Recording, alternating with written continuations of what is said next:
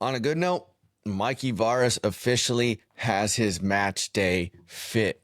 Diego Simeone has the black suit with the black skinny tie. Ancelotti, you know he goes with the classic suit. Pep with the turtleneck. And Mikey Varas with the tribal streetwear hoodie. He's been wearing it every game, different version, but he rocking the hoodie every game. You know that's the San Diego style. That's the California style. Big shout out to having his own fit, his own Bill Belichick outfit on that touchline. But that's all that was good about this game because SDFC sucked and they were sucking wind in elevation against the Colorado Rapids. What the heck went wrong? Who's to blame for this loss in this game? I mean, it was absolutely abysmal. And is SDFC going to bounce back? Because they about to play another team who is a lot more scary than the Colorado Rapids. Time to get into all the post-game talk on the Penalty Kick podcast. I'm your host, Mike Geo. But before we get into that, I recently, this past week, had a loss in the family. My aunt lost one of her daughters, and you never know when our joy for enjoying soccer, doing the things we love is not going to be here any longer. So go do something you love. Go do something that brings you joy. This brings me absolute joy, and I've been so thankful just to be on this and do this and have some fun. So go find your joy. Go do something you love. Every day is a gift. Go enjoy it. So let's get back to the show. Don't want to bring it down, but the game's already down a little bit because the emotion was not there. There were a lot of warning signs that, myself and even Dimitri, we both spoke about it in the pregame episode, but we needed to keep Georgie quiet, and Georgie Mihailovic was not quiet. He showed up on tape and also got their first goal, which really set them up later down the line. Luka, he did show up, but it was only for one really spectacular moment. The rest of the game was kind of quiet a bit of turnovers, a little bit disappointed in how his game went. Also, don't let in any scrappy goals. What did we let them do?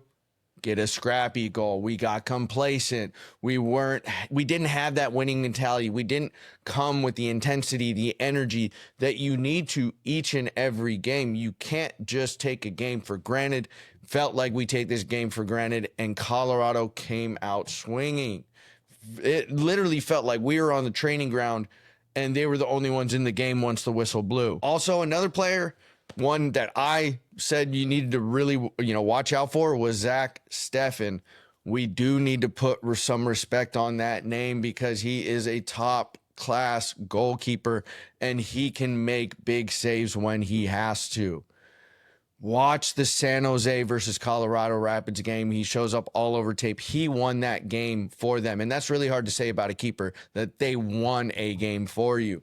But he absolutely did. And if you watch this game, he made two phenomenal saves back to back in the second half, which would have got us back in it. And CJ Dos Santos, our keeper, had a really, really rough game. But before getting into all that, I want to throw something up on the screen. The stats on the screen are not from this week. They were from last week. But I think this shows a little bit of something.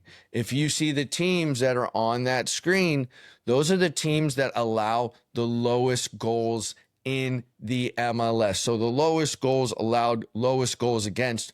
All the teams on that list we have struggled against. This was one interesting thing, and it was the first note I took when I watched this game. Colorado has played mostly a 4-3-3, and in the last game, they played a 4-2-3-1. Mostly those are kind of attacking formations.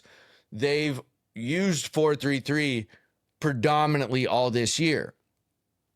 But what they started the game in was a 4-4-2, and 4-4-2 is obviously a well-balanced formation, but it's kind of more so known as a defensive formation. And if you saw those teams on the screen, we struggle against good defensive team. And I'm not saying Colorado is a good defensive team, but they were today. And I've said this for a while. We do not look great against really solid defensive teams. And this was a little bit different because I usually say when a team goes into a defensive shell, when they park the bus, that's when we struggle. And that happened today. But also what happened today, we struggled against the press. Colorado pressed very impressively at certain given moments in time. They didn't press the entire game. Sometimes they dropped back into a defensive shell, which they did for moments in the second half. They were just good defensively. They clogged up our middle. Sverkov didn't show up. Godoy didn't show up. Luka, he had a moment, but he really didn't show up. They controlled the midfield. So let's get into the first half. But the word that encompasses the first half is sloppy. Sloppy, sloppy, sloppy. Lots of turnovers. Bad passes when we were being pressed, which led to chances for the Rapids, many, which they did not convert, even though they did convert some. And even when we weren't pressed, we were making bad passes and turning the ball over. In the 5th minute, the Rapids almost got that scrappy goal, maybe an omen for later. Then in the 7th minute, Dos Santos comes up with a really big save, dives to his right side. A good low shot was going in the corner, but he pushes it around the bar, so it turned into a corner kick. But the first 15 minutes in elevation, the Rapids were on the front foot. They came out swinging from the get-go, but we looked winded. We were huffing air in the first 15 minutes, but that's what not being accustomed to elevation does. And I think that was smart of the Rapids to come out pressing, come out on the front foot, because they're so used to playing in elevation. That is their home. The big moment came in the 28th minute. And soccer is a very cruel sport. Soccer is built up of moments and opportunities. Do you take that moment to shine? Do you lose the moment? Do you take the opportunity? Do you miss the opportunity? And in the 28th minute, Chucky just sends this beautiful crossfield pass that is literally a dime to Dreer. Dreer chests it down to Valakati in front of goal with just the keeper to beat, and Valakati laces it into the stands. The field goal is good. He whiffed on this thing. This thing just flew.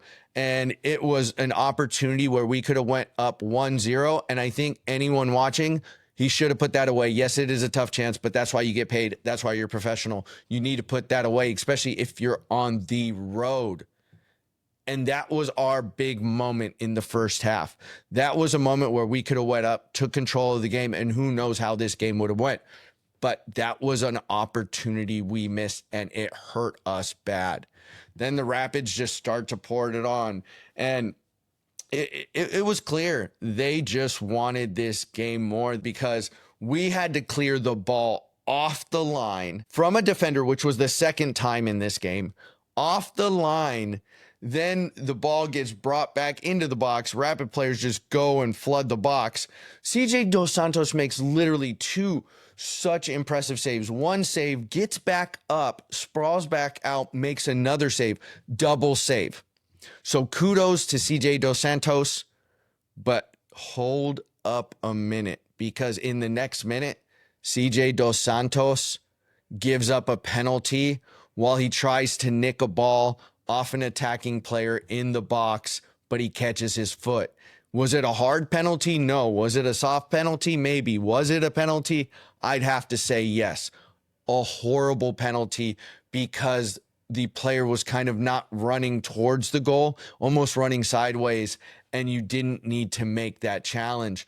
But Georgie, yeah, that name, Georgie, steps up to the spot and puts it home right underneath CJ Dos Santos.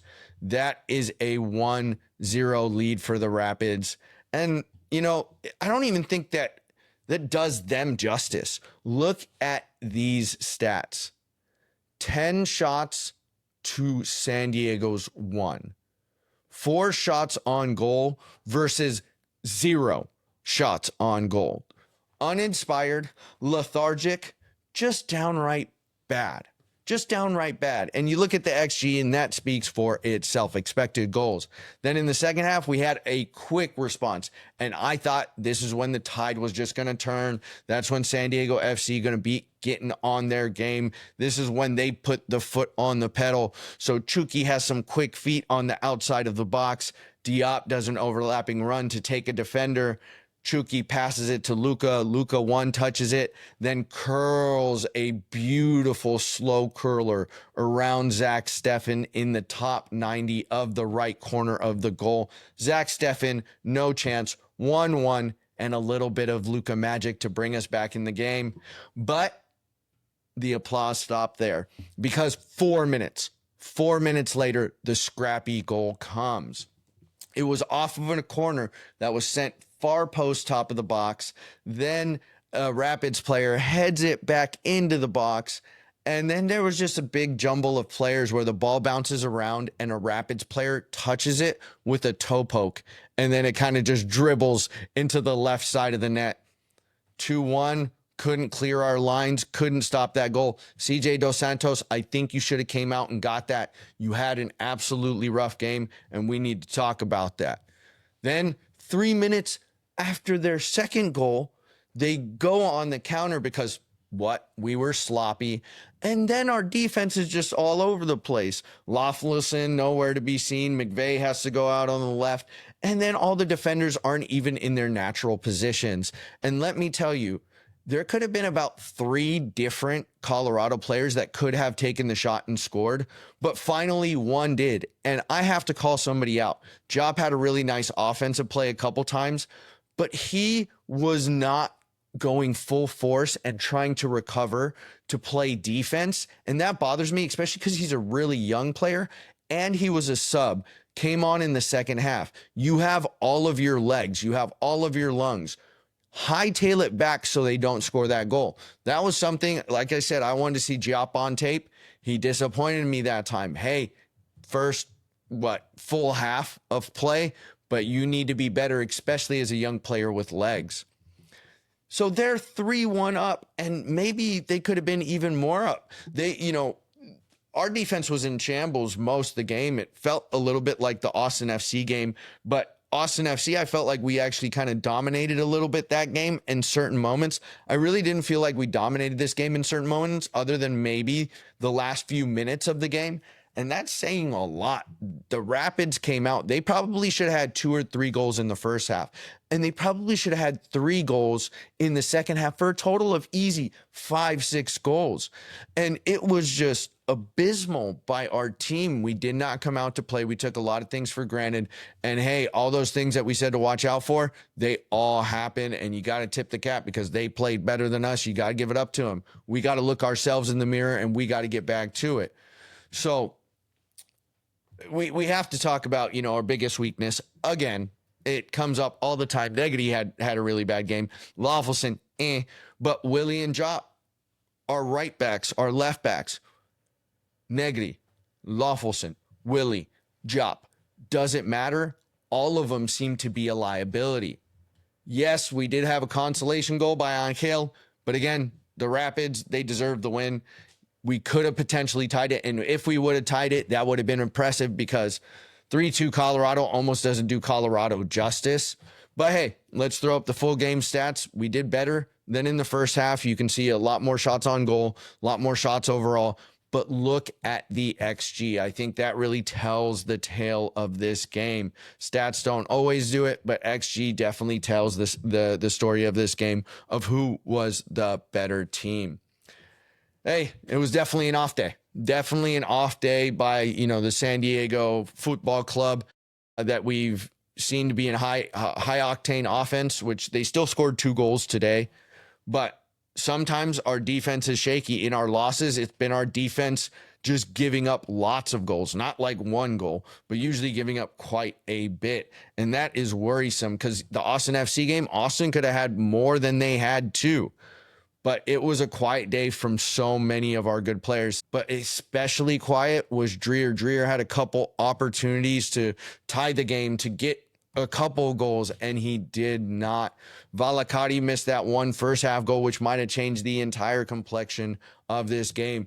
Chucky, I did think he had a good game, a little bit sloppy still in the first half. He did have some turnovers, but he looked aggressive. He looked like he wanted to attack. I thought Mighton had a couple good moments, but Angel had a couple good moments. The subs, had a good moment, but Again, our core did not have a good moment. Obviously, our defense didn't if you allow 3 goals, your defense is not having a good day. So it was a bad day all around. And I'll continue to say this. When the defense is good on the other team, we struggle. We really, really do. We look out of sorts. Again, yes, we put 2 up on the board, but if you look at the first half stats and even the second half stats, 1 goal is really what we should have had. If that, and again, that Luka goal was absolutely phenomenal. That was a magic goal. I mean, yes, by a magic player, but still, you can't count on these top corner, top 90 goals to go in every single time. So, for the first 2/3 of the game, if not more, we weren't there. Again, other than Luka Magic, we didn't really have many opportunities outside of that until the end of the game. Yeah, this one's rough. This one's rough. If I was an opposing coach, could you not be like, hey, they didn't look great against Austin FC that was, defense dominant. St. Louis, which is defense dominant. Colorado played really great defense this game. I don't want to say they're defense dominant, but they played really well defense this game. And they switched up their formation. They haven't played a 4-4-2 all year. The coach on the Rapid saw something. I've seen something throughout our games where we don't look good against good defensive structured teams. So that might be something we need to work on. And I've said that again. How do we adjust when things aren't a pretty game, when the game isn't open and it's not high paced and it's not running all around it, and we can't just, play our game? How do we get the scrappy goals, right? We get beautiful goals. We don't get scrappy goals. Where are those tough nose goals? Hey, maybe if your offense isn't humming, how can your defense be an anchor? We did none of that today. We need to see how we go into the next game because we play the number 1 team in the East Coast. Charlotte FC is next on our schedule. What are we going to do against them? It's another away game. We haven't looked as good away as we obviously have at home. We're undefeated at home with a couple ties, but still undefeated. We have a couple losses away. So we're going to need to see how we bounce back from this game. Will it be another loss or will we go back on our winning ways? I'll bring you all the pregame analysis before match day 9 on the Penalty Kick podcast. I'm your host, Mike Geo. Let's get it, SDFC, next game.